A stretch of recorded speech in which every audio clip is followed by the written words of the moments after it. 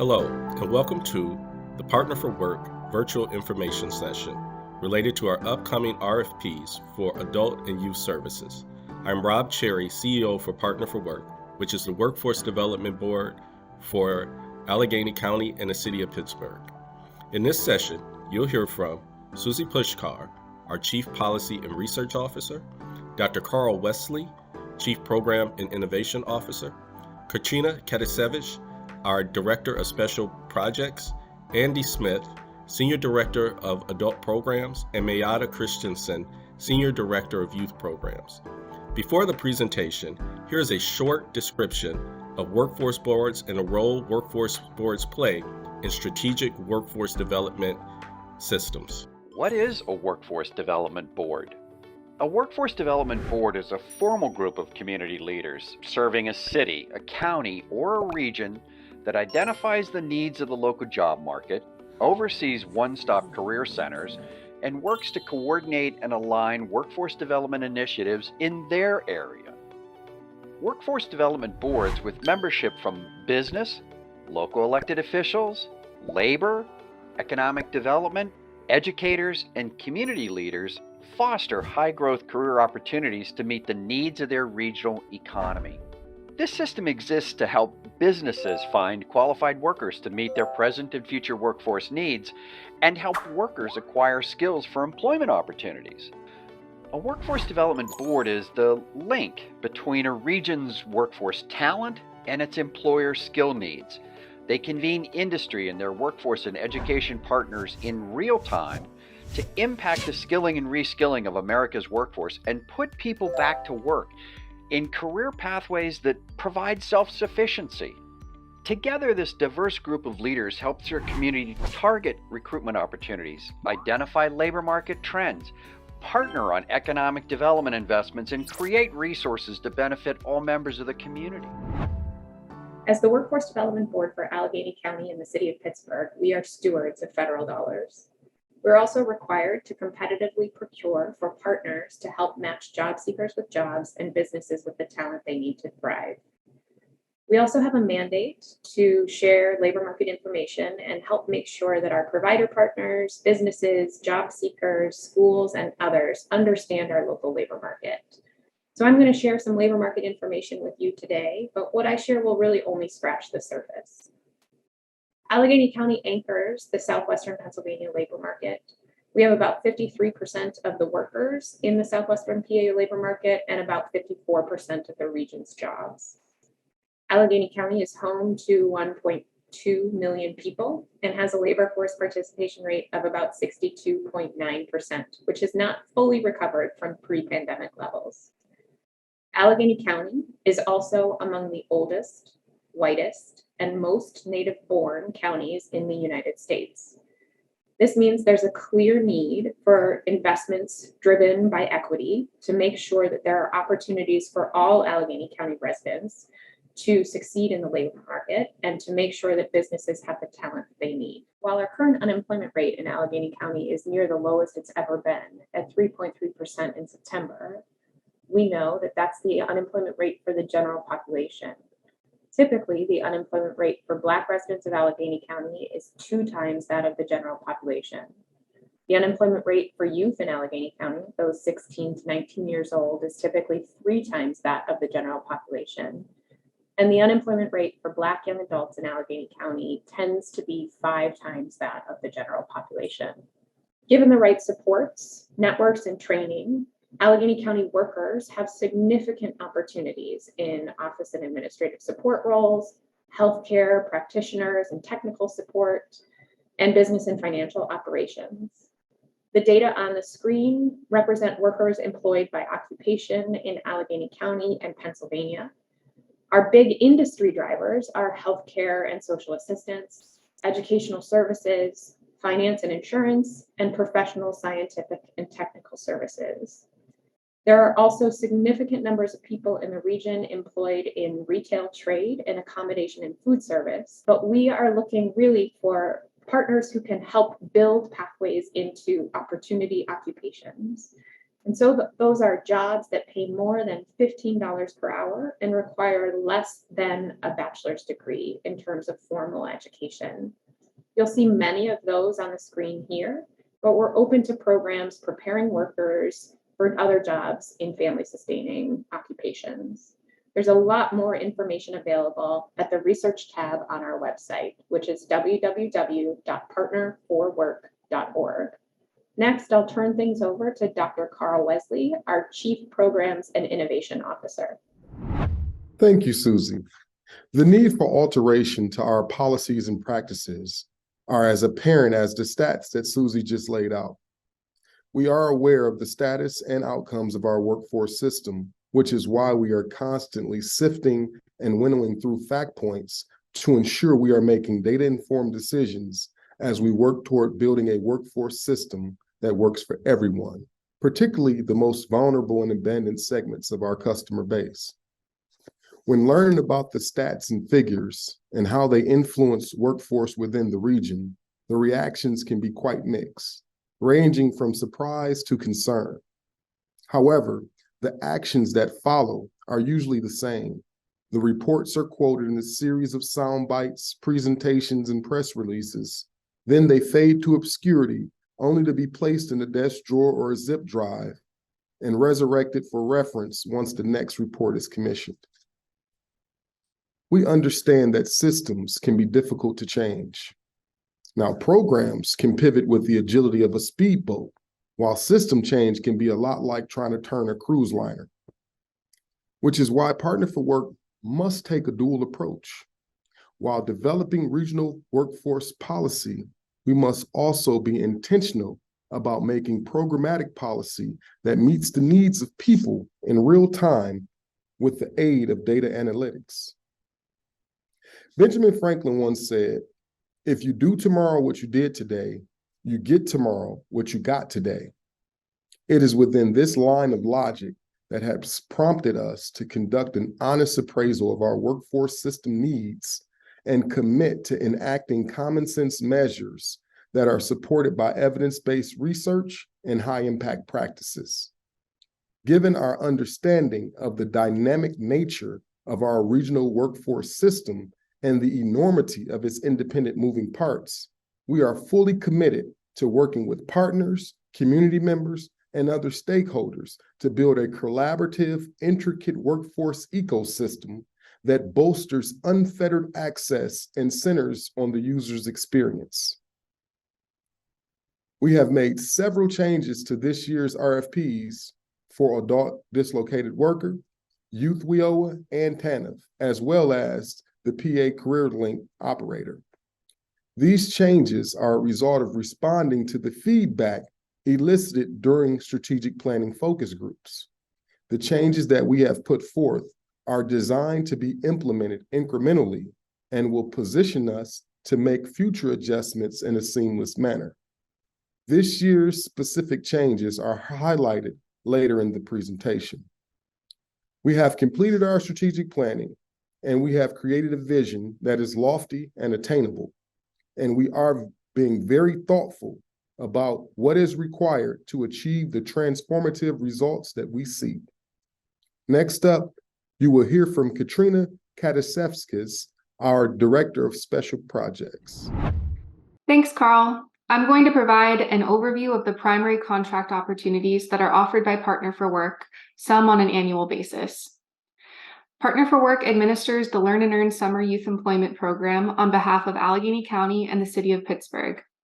We just wrapped up the procurement for next summer, but next fall, we will be asking for proposals from organizations to serve as the employer of record for young people ages 14 to 21, providing case management and meaningful career exploration and work experience for over 1,300 youth.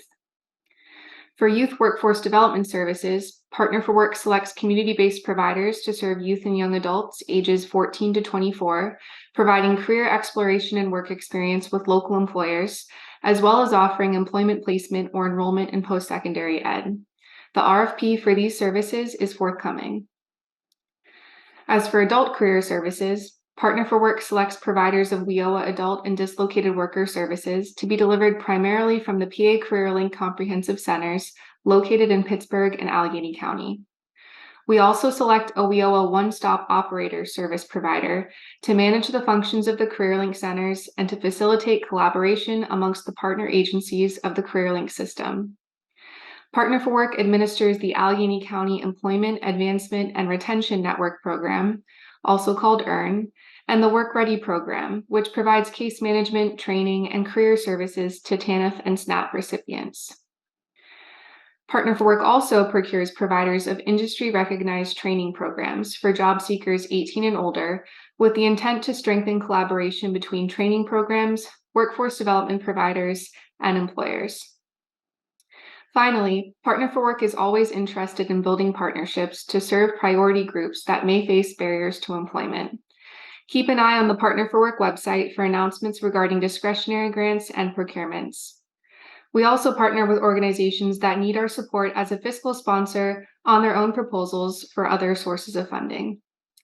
Next, Andy Smith, Senior Director of Adult Programs. Hi, everyone. This is Andy Smith. I'm the Director of Adult Workforce Programs at Partner4Work. Firstly, I want to thank you for joining us and for your interest in the work we do. I'm going to talk to you today about CareerLink-based procurement opportunities. Specifically, I'll talk about two RFPs, both of which are rooted in the Workforce Innovation and Opportunity Act. So more to come on these RFPs soon. But before that, to really understand these RFPs, it's important to understand CareerLink. CareerLink is the brand name for the one-stop career system in Pennsylvania.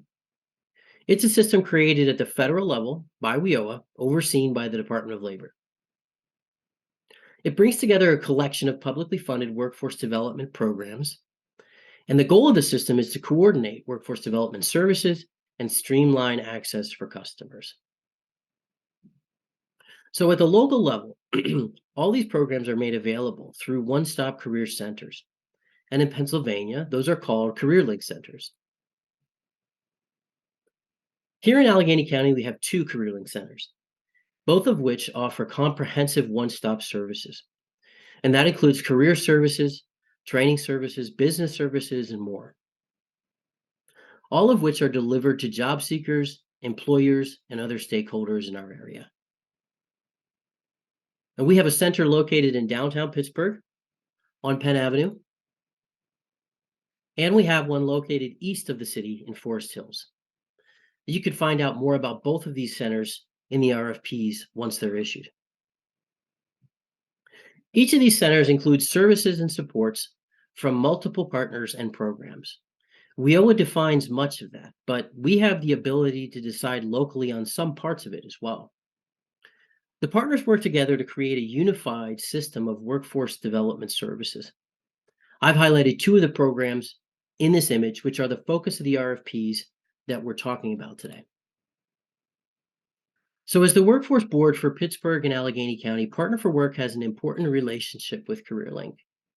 We play many roles in that relationship, but maybe most relevant to these RFPs is to administer WIOA funding. So in that role, we select providers for certain programs, and we oversee operations and performance within the centers. So with that context in mind, let's talk about the RFPs. Both of these RFPs require work to be performed through the CareerLink system. The first RFP I'd like to talk about includes what we call Title I services. That's the Adult Dislocated Worker and Youth programs defined by Title 1B of WIOA. And that's why we often call the contractor performing this work the Title I provider. The Title I provider at CareerLink offers a comprehensive set of services, from recruitment and enrollment to career and training services to business services for employers. They help people expand their skills, find and keep good jobs, and earn decent wages. And they help businesses connect with job seekers to meet their need for workers. With this RFP, we'll be introducing WIOA Youth Services to the Title I contract at CareerLink. That's a new development that will take some time to build, but it's something we're really excited about. We'll most likely be selecting one provider through this RFP who would receive a one-year contract with options for 3 renewal years. Now, the next RFP I'd like to talk about is for one-stop operator services at CareerLink. The operator plays a unique role in the CareerLink system. which is mostly defined by WIOA. Their main purpose is to oversee the day-to-day operations of the centers and coordinate the delivery of services provided by the CareerLink partner agencies. There's a lot that the operator staff members work on, but really the goal is to foster a unified system where all these partners and programs are working together to provide a seamless, quality experience for customers. For this work, we'll definitely be selecting one provider who would receive a one-year contract with options for 2 renewal years. So you'll find out much more about the services and requirements we're discussing today once these RFPs are issued. I want to say thanks again for your interest in us. Next up, you'll hear from Mayada Christensen, Senior Director of Youth Programs at Partner4Work. Thank you. Andy showed you the 2 largest resources that sit at the center of the workforce development system in Pittsburgh and Allegheny County, our PA CareerLink one-stop centers. By design, those are meant to house a large number of services and partners under one roof to be readily accessible to job seekers and employers. But in reality, we know that there are individuals that have historically been disenfranchised from our economic system or that have systemic barriers to employment and may not seek out the services at CareerLink on their own. Andy shared some exciting news that we will be expanding programming at PA CareerLink to include more young people, and I'm here to share more on our investment strategy to also meet young people where they are in their own communities. For youth, we have 2 funding sources that we are able to invest.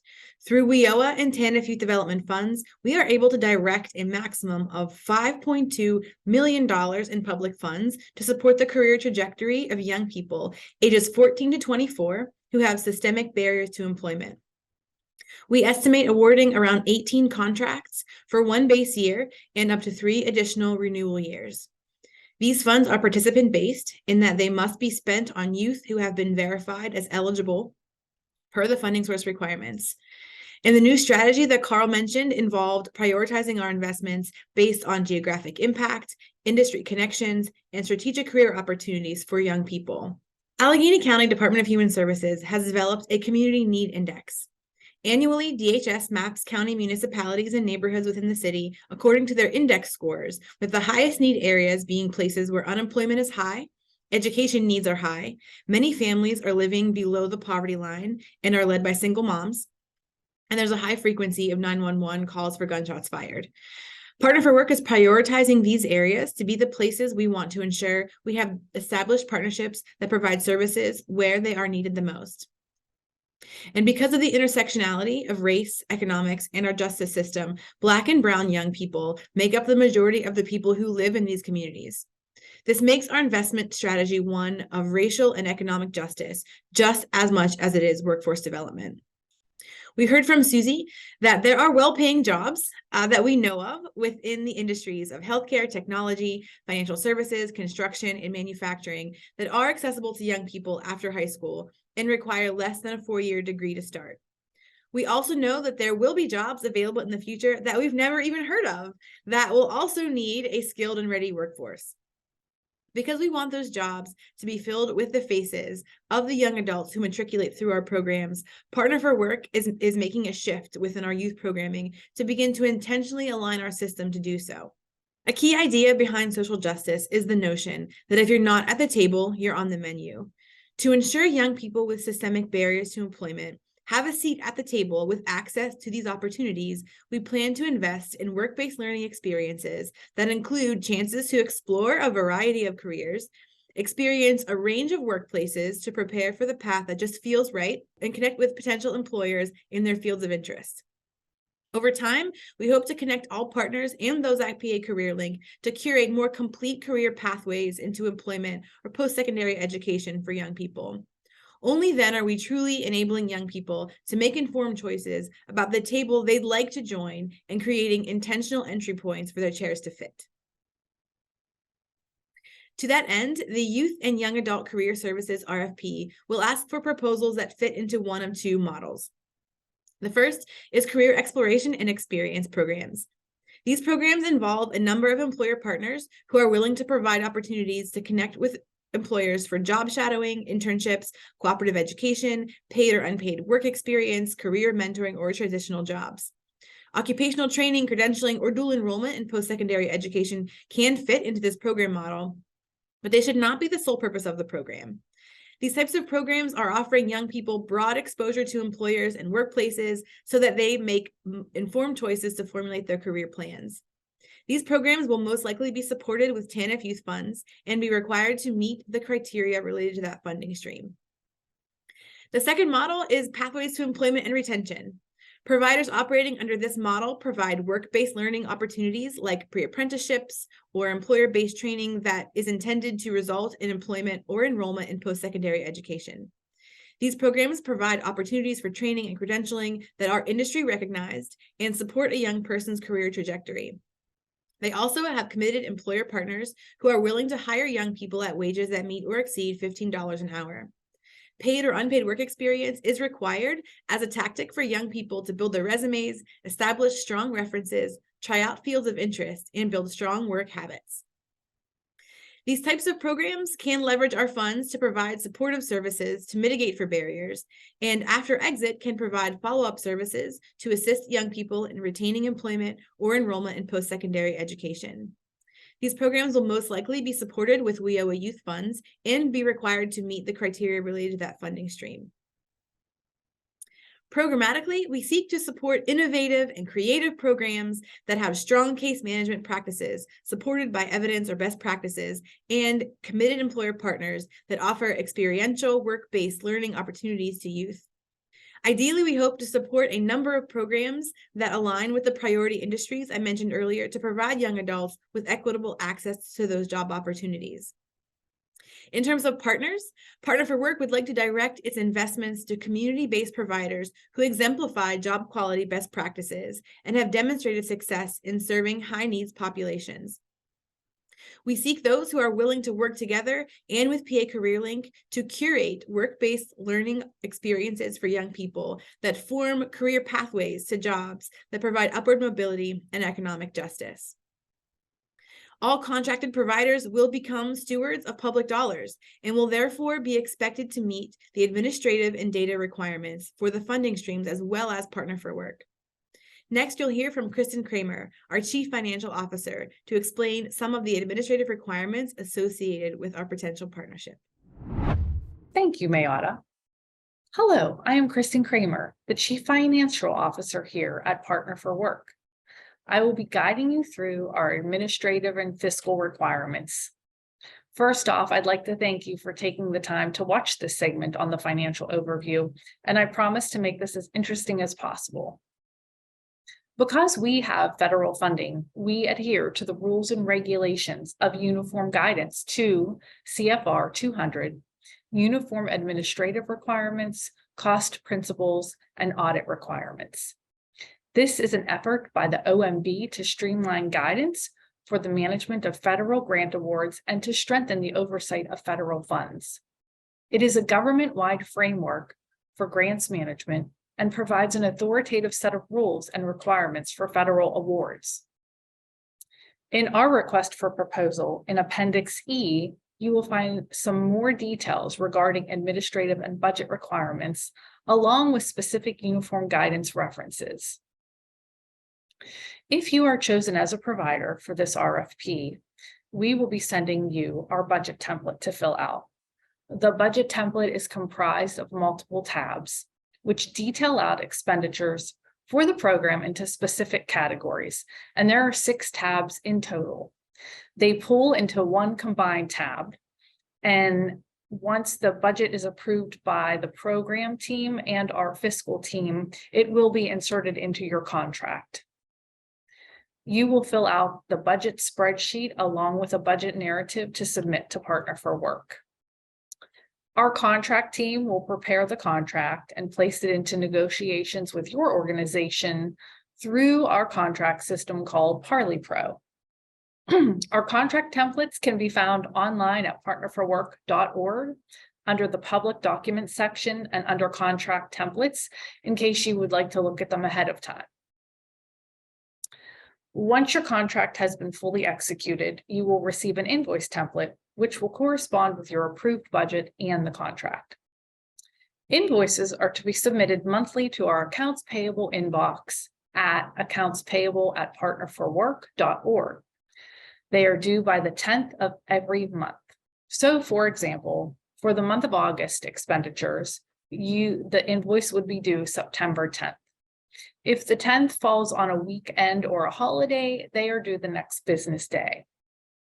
We do require with each monthly invoice that you submit the following items: a general ledger that can be cross-referenced to the invoice that was submitted, copies of all timesheets for staff less than 100% charged to the program, payroll registers, receipts for all purchases, and if you are charging indirect, we ask that you provide backup documentation on the amount that you've charged to our invoice. Invoices are on a reimbursement basis, which means we will reimburse the cost that you have already incurred. Our turnaround time for payment is between 30 and 45 days. And taking this into account, most organizations will probably need to be able to front about 2.5 months worth of expenditures. We do offer payments through check or ACH payment. We use a service through PNC Bank called Cash Flow Insight. If you choose to sign up for ACH payment, we would send you an invitation through email, and you will go in and create an account, and then you'll also fill out your banking details. We are not able to see those details. Only you have access to this information, and that's a protection for us and for you. The ACH payments, if you do choose to sign up for them, are about 4 days faster than a check option. A check usually takes 7 days from the date we process to arrive in the mail, which you will still need to be deposited by your organization. Whereas the ACH option takes about 3 days and is directly deposited into your account. I hope this has given you a little bit of insight to our administrative and financial processes, and I hope that you all have a wonderful day. Next, I'm going to pass this back to Andy Smith, our Senior Director of Adult Programs. Bye for now. Hello again. So hopefully by now you have a better understanding of these RFPs and some of the requirements that go along with our contracts. If all of that lines up with your interests and qualifications, and you're thinking about submitting a proposal, there are some important things to keep in mind, which we'd like to cover next. Before we talk about how to submit a proposal, the best advice I can give is to read the RFP carefully and follow the instructions in it to the best of your ability. Just a few words about how our RFPs are organized in general. Usually there are 3 main sections or types of information. General information should give you a better understanding of the main purpose for the RFP and provide some background information for you to help understand the context. Then there's a description of the actual work requirements or the statement of work. These are the services or activities that a successful bidder would be responsible for if they were awarded a contract. And then finally, there's a section that describes the proposal process and requirements, including how to apply, which we can look at next. The first thing you may see in this section are some particulars about font size and type, margins and spacing, page limitations, technical stuff like that. And we ask that you follow those guidelines mainly for fairness and consistency. So everybody's using a similar platform or format when they submit their proposals to us. One of the most important parts of this section is where the components of a complete proposal are defined. Now, if you decide to submit a proposal, please make sure you follow that basic structure. There are some other parts near the end of the RFP that I'd like to point out, like instructions for how to ask questions about the RFP, information about the bidders conference, which we will have for these RFPs, important dates and deadlines, and a description of how we'll evaluate and select proposals.